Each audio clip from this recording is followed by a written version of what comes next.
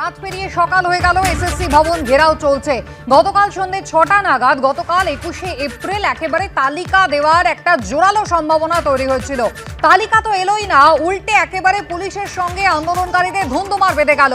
রাতটা কিন্তু একেবারে পথেই কাটালেন এসএসসি ২০১৬ চাকরিহারারা। সরাসরি একবার আপনাদের এসএসসি ভবনের সামনে নিয়ে যাই, আমাদের প্রতিনিধি সৌমিত্র রায় রয়েছেন আমাদের সঙ্গে। সৌমিত্র, রাত কিভাবে কাটলো? বারে বারে আমরা দেখলাম পুলিশের সঙ্গে রীতিমতো গন্ডগোলে জড়িয়ে পড়লেন আন্দোলনকারীরা। কুসুমিতা, দেখো, রাত যত বেড়েছে আন্দোলনের ঝাঁজ ততই বেড়েছে। আমরা দেখেছি যে এসএসসি ভবনের সামনে রাত যত বেড়েছে দফায় দফায় এখানে উত্তেজনা ছড়িয়েছে, পরিস্থিতি উত্তপ্ত হয়েছে। প্রথম যে উত্তেজনাটা ছড়িয়েছে সেটা হচ্ছে বায়ো টয়লেট নিয়ে। যত রাত গড়িয়েছে, রাত 10:30 11টা নাগাদ এখানে যে চাকরিহারা শিক্ষক শিক্ষিকারা রয়েছেন তারা পুলিশ প্রশাসনের কাছে বায়ো টয়লেটের দাবি জানান যে এখানে অনেক মহিলারা রয়েছেন, তাদের জন্য বায়ো টয়লেট অত্যন্ত গুরুত্বপূর্ণ। পুলিশ প্রশাসনের কাছে তারা বায়ো টয়লেট চান, কিন্তু পুলিশ প্রশাসনের তরফে কোনো রকম রেসপন্স করা হয়নি। এই বায়ো টয়লেট নিয়ে পুলিশ প্রশাসনের সঙ্গে আমরা দেখতে পাই যে বচসা হয়, এখানে পরিস্থিতি উত্তেজনা ছড়ায়।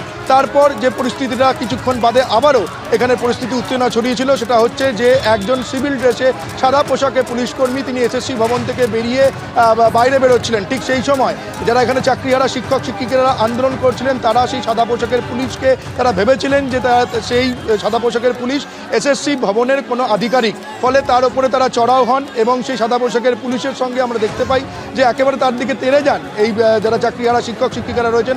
ঠিক সেই সময় এখানে ডিসি অনিশ সরকার ছিলেন, তিনি এখানে চাকরিহারা যারা শিক্ষক শিক্ষিকারা রয়েছেন তাদেরকে বোঝান এবং তিনি বলেন যে ইনি হচ্ছেন সাদা পোশাকের পুলিশ, ইনি তাদের পুলিশ কর্মী।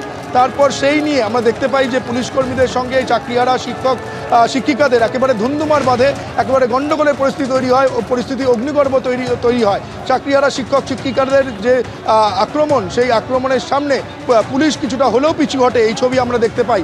এবং তারপর সারা রাত ধরে আমরা দেখতে পাই যে আন্দোলনের ঝাঁজ এখানে একই রকমভাবে ছিল, স্লোগান শাউটিংয়ে মুখরিত ছিল এই এসএসসি ভবন চত্বর।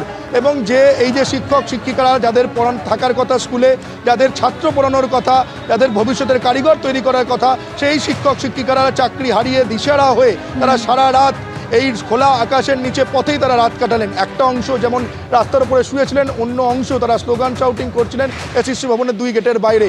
এবং আমরা দেখতে পাই যত রাত বাড়ে এখানে পানীয় জলের সংকট তৈরি হয়, রাতের যে খাবার সেই খাবারের সংকট তৈরি হয়। ঠিক সেই সময় ওয়েস্ট বেঙ্গল জুনিয়র ডক্টর ফ্রন্টের তরফে এখানে পানীয় জল খাবার নিয়ে আসা হয়। 2 বিজেপি নেতা সজল ঘোষ এবং তমগ্ন ঘোষ তারাও পানীয় জল এবং খাবার নিয়ে আসেন এবং একাধিক এনজিও এখানে পানীয় জল খাবার নিয়ে আসেন এই চাকরিহারাদের জন্য। এবং তারপর দেখতে পাই যে সারা রাত ধরে একেবারে খোলা আকাশের নিচে এখানেই চাকরিহারারা রাত কাটালেন এই এসএসসি ভবনের সামনে। তারা বলছেন তারা তাদের সিদ্ধান্তে অনড়, যতক্ষণ পর্যন্ত না তাদের দাবি পূরণ হবে ততক্ষণ পর্যন্ত তারা আন্দোলনের জমি 1 ইঞ্চি ছাড়বেন না, কারণ এই ম্যাচটা তাদের কাছে ফাইনাল।